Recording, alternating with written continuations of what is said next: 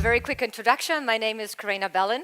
I am a co-founder and CEO of LetsIgnite, which is a Hong Kong startup community platform and power connector where we help startups scale and connect to the resources they need. And I'm also the co-founder and CEO of AngelHub. That is Hong Kong's very first and still only SFC-regulated investment platforms for worldwide startups looking for growth capital in our part of the world. SFC is the equivalent of the SEBI. I'm not sure if the presentation is loading up, and while that was very interesting, little did I know when I was preparing to come and speak in Bangalore, where I thought I may have to tell you where Hong Kong is on the map, that actually we are on the #1 of all TV, radio stations, and even The Economist. So by now you probably know that Hong Kong is part of China and is not part of China, so we're this one country, two systems regimen, and we have a very thriving ecosystem. So I'm really thrilled and looking forward to tell you a little bit about that and have a focus on fintech, because we're here to talk about the future of fintech. I think the presentation is still trying to load, not a problem, because so my first slide was actually showing you a crystal ball, and I'm very honored that Shanti invited us to talk a little bit about where is fintech going, right? And obviously I do not have the crystal ball, but I will have some data and some data points that I would like to share with you to show you why we are particularly talking about fintech in this part of the world. So one of the very first slides, when it will come up, will show you that EY, our partners from EY, have started issuing and updating their fintech adoption index. Once again, comes up every 2 years, 2015, 2017, and 2019. And with that fintech adoption rate, you can see that China and India are leading the stats with 87% of fintech adoption on the consumer side.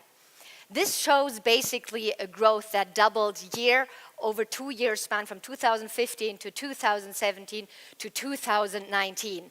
Now, with that, we have in this part of the world a double fintech adoption rate compared to the US. And then if we look at hubs to Singapore and Hong Kong, we're not that high yet, but not pretty bad and pretty close with 2/3 of fintech adoption rate, 67% respectively.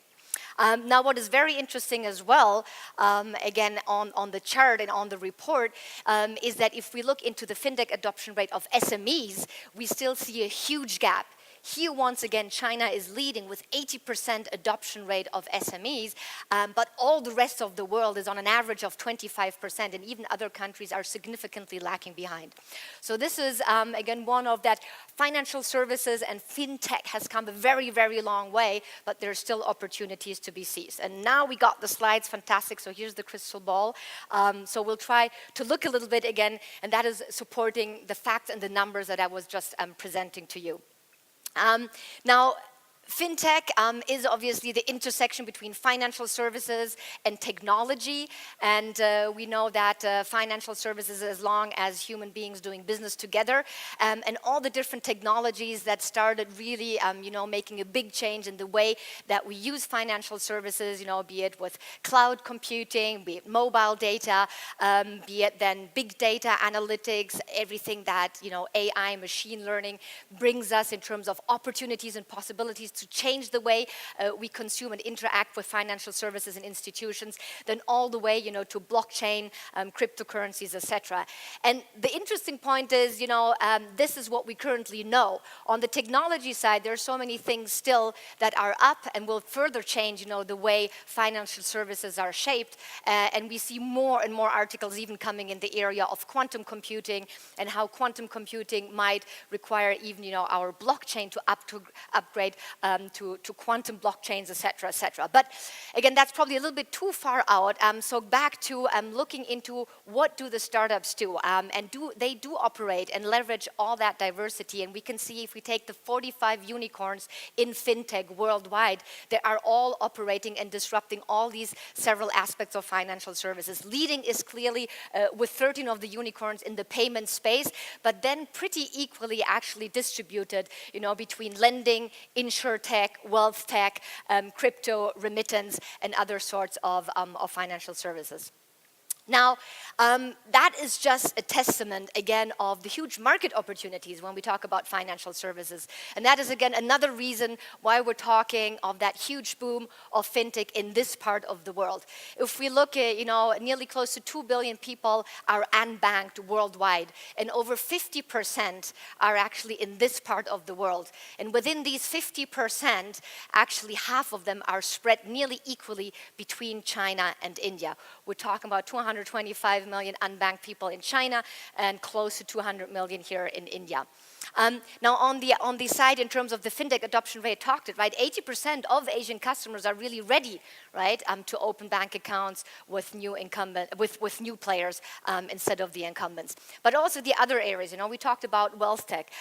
So this part of the world still sees a huge concentration of wealth and of worth and high net worth individuals. Here, once again, Hong Kong, before Singapore, are leading the concentration of the highest density of high net and ultra high net worth individuals in the world. The opening up of the middle class, and again, I know that is something is very hotly discussed here, obviously, in India, all the major opportunities that are opened up by enabling more and more people access. You talk about India 2 and India 3, becoming more and more active on the internet, and with that, included into financial services. And then the SME credit gap. So enough reasons to back that, the existence and occurrence of unicorns is really backed up by huge market opportunities and potentials. So again, thrilled that I have the opportunity to bring you the Hong Kong ecosystem a little bit closer. And the Hong Kong fintech ecosystem is something that is a very, very recent phenomena. Hong Kong actually really started being part of that global startup ecosystem game probably around 2013, 14, and in 15 really saw that inclination point. Fintech in Hong Kong has the highest growth rates and is very, very diverse in all the different subsectors. Leading are obviously still payment, cross-border payment, remittance, and digital wallets, as well as the wealth tech space. So the very first robo-advisory platform worldwide that was launched was out of Hong Kong, 8 Securities, for those who know them. But interestingly, the hottest topics right now are really discussed in insurtech and regtech. And I'll come a little bit later again in terms of the infrastructure and the environment in Hong Kong that drives this growth.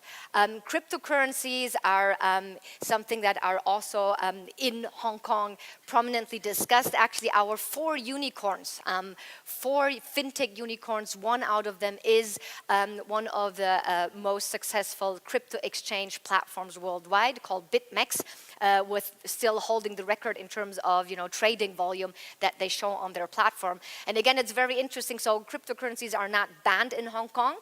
So again, that's where Hong Kong is not following exactly line by line what China is doing. The SFC, our securities regulator, gave a very clear stance that anything that is representing tokenized shares or securities do represent a licensed activity and needs regulation. But there are very fruitful regulatory and legal frameworks also for crypto funds in Hong Kong. With that, I mean, very often the question that we get is why Hong Kong? It's such a small city, 7 million people. And so the first thing is actually, yes, it's only 7 million people, and that's actually one of the huge advantages also for foreign startups. If you want to come and expand into a new market and test your product market fit, the high density and concentration is a huge advantage for you to get feedback and to customize and adopt and localize actually your business model. And at the same time, it's very strategically positioned. So it's part of that concept of the Greater Bay Area. My second slide afterwards will show you what the Greater Bay Area is. But if you want to have a very catchy slogan and remember what the Greater Bay Area is, if you take Silicon Valley, New York, and Las Vegas and you put it into one region, that's exactly what the Greater Bay Area is. Now, again, it's very easy and safe to do business, particularly for foreigners. I always say, Hong Kong's community platform was built by a German and a French, and even out of the 9 unicorns that we have in Hong Kong, 3 of them have been built by foreign founders. It's one country, 2 system. We inherited the rule of law from the Brits, super high investor protection, IP protection rules, and you can set up your company from abroad in 24 hours over a government portal. So if you want to have a company in Hong Kong, you can do that basically tonight after dinner. Access to funding is something that was for a long time not really available for the tech and innovation ecosystem, because there were way other and better alternatives to make a lot of money in Hong Kong, including the property market.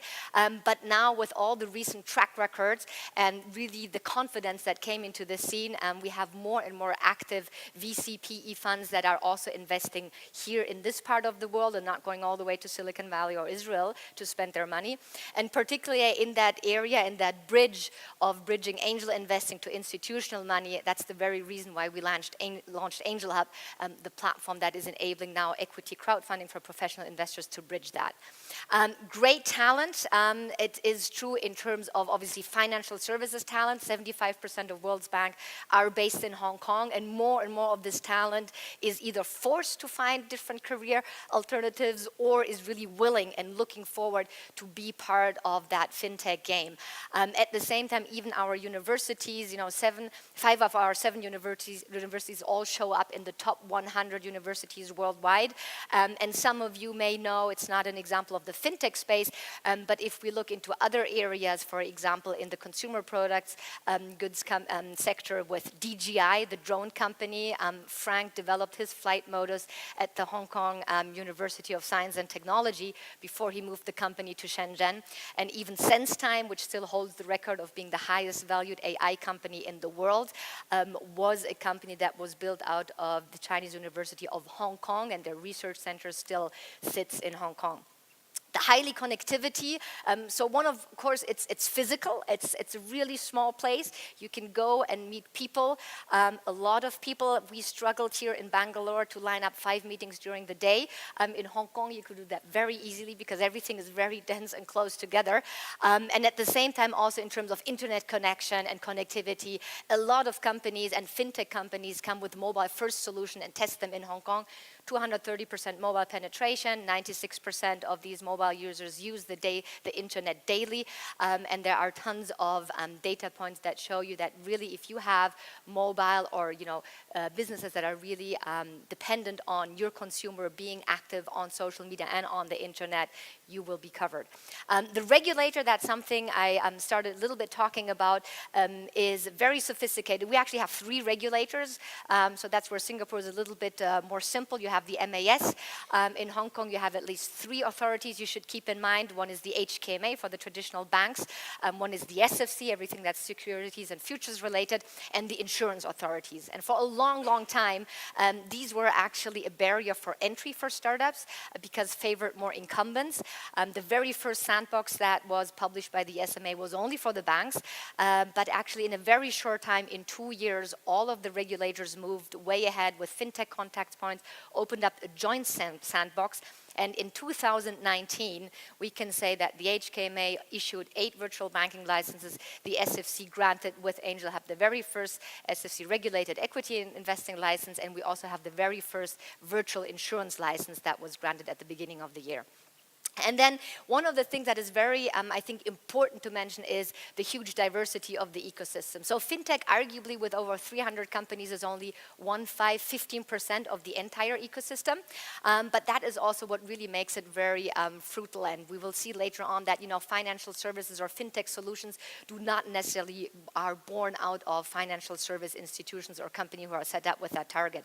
It's also very true, and I stress that again, in terms of the nationalities of the founders. So only 1/3 of the founders are really purely Hong Kong based.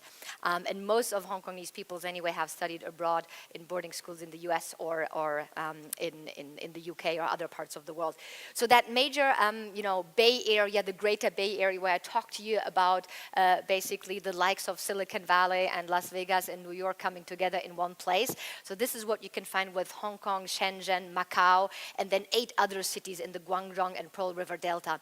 I'm not going to spend too much time on this, but it's just for you to give you an idea that we're talking a population that is the size of major European countries, and we're talking a GDP that is forecasted to reach between 3 to 4 trillion. It's an average GDP per capita that is already twice as big as the rest of China. And if we look into some of the data, of course, Hong Kong is the financial service center of Asia. If we look into Shenzhen, they're really replicating what happened in the Silicon value with geeks making money and reinvesting that. So the likes of Tencent and Ping An and Huawei and DJI really attracting tech talent from around China into that region. Over 50% of patents of China are filed in Shenzhen. And then Macau, again, is actually, in terms of comparing it to Vegas, a multiple in terms of turnover, in terms of money that is coming in that region. So what's hot? Of course, in the fintech sector, as I just mentioned, the fact that our regulators are becoming more pragmatic in helping also startup and nascent tech companies to be part of that game. So the very first 8 virtual banking licenses were issued. And what is very interesting to see is that the first 3 licenses were actually issued to companies that are really Hong Kong based. So you can see the Levy and Standard Chartered and Zhong'an, I mean, very international, all Hong Kong based, but international and conglomerates. And you can see here already that here we are looking into marrying traditional financial services players with people that are coming from the consumer products and the internet consumer consumption space. WeLab got the 4th virtual banking license. We're very proud of that. That is one of our 4 fintech unicorns. They started as a peer-to-peer lender by cutting out the middlemen and by applying AI technology to really improve access to lending and also making better pricing decisions, to now being the first startup as a standalone who achieve a virtual banking license.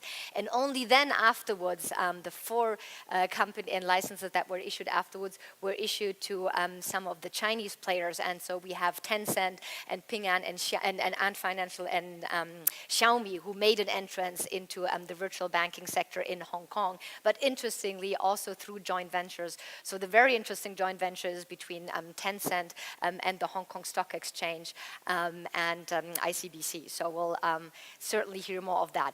As I mentioned, so with AngelHub, the very first SFC crowdfunding platform for professional investors only, and then the 3rd insurance license that was issued to Bowtie, another company. So with that, actually, how do we compare in the rest of the world? And coming again a little bit more to that larger picture of Asia. So nearly 10% of fintech unicorns in that short period of time were born out of Hong Kong. That compares, I mean, still pretty much behind the 24 unicorns in the US. And even China arguably only has, as of now, born only 1/3 of unicorns compared to the US example. But when we look at the valuations of these companies, even though that China has only 1/3 of the entire number of unicorns compared to the US, they're actually worth 3 times more. So if you start looking into trying to get to the average valuation per fintech unicorn and compare that, you can see that China definitely is clearly leading the way with a 9 times higher valuation on average.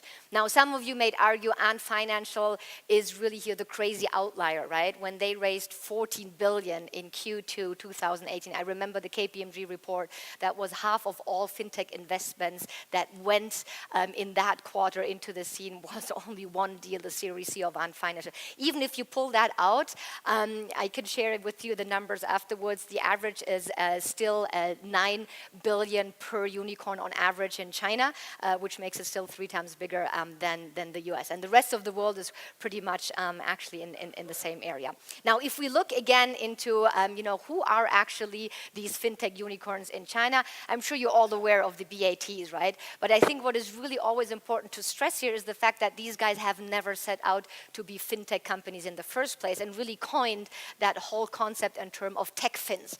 So Baidu, being the Google and search engine of China, Alibaba, obviously the Amazon, the e-commerce place, and then Tencent, again, I don't know how you want to define it, the Nintendo on steroids, or the basic social media guru, and all of these companies now have set up entire ecosystems of financial services, again, centered around the consumer. So that chart is a little bit difficult to read, but it's basically just there to impress you and to show you that, and I'm not sure if I have a pointer here. I may have a pointer here, yeah. it's not very clear.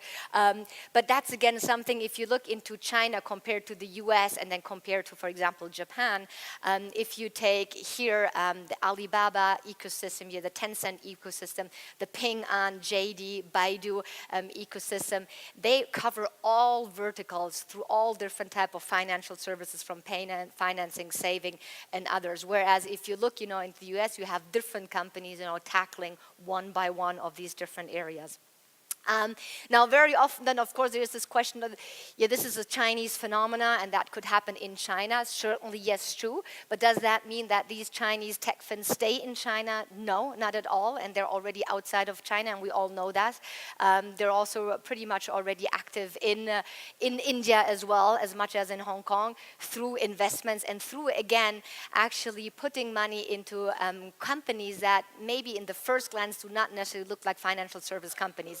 But if we take the example of Grab or Gojek, as the likes of Uber, we all know that this is actually really the impressive part of it, because they provide financial services without really having, in the first place, the intention to provide financial services. So that is the story of, and I'm pretty much sure you all know how WeChat and the red packet, that Chinese tradition on Chinese New Year handing over, really started revolutionizing the access of these players into the financial services space. Where in the first year when it launched in 2014, they exchanged 40 million red packets, and already 3 years later, it was actually 40 billion packets that were exchanged. So with that, China is the ultimate leader really in the consumer fintech space, where we're already at a cashless society. The WeChat user has an average cash payment per month of $14. I still say also we in Hong Kong have a long way to go. I can spend $14 with one taxi ride in 30 minutes. That's what a China consumer spends throughout the entire month in cash. And you can see all areas of life are impacted with that. So even if you have beggars in the street, you would not give them cash, but through QR code, transfer money into their WeChat account. With that, I think we're really getting to the ultimate definition, because we're here to talk about the future of fintech, and I know my time is up, and I'll get to the end here. So what is really the future of fintech? It might be really the fact that we're getting to the ultimate user experience, where you interact and you use financial services without knowing or without being conscious of using financial services. So you pay with a smile. So pretty much, I think we're getting close to this state of financial and fintech might actually disrupt the very core of financial services, which is the money itself. So with that, I'll close it here. I'll invite you, if you want more data or if you want to read up what I was talking about, we do have for free download available on our website the fintech report and a general ecosystem report. And please reach out to us if you want to leverage Hong Kong as a launch hub for your fintech company or other company into that part of the world. Thank you very much.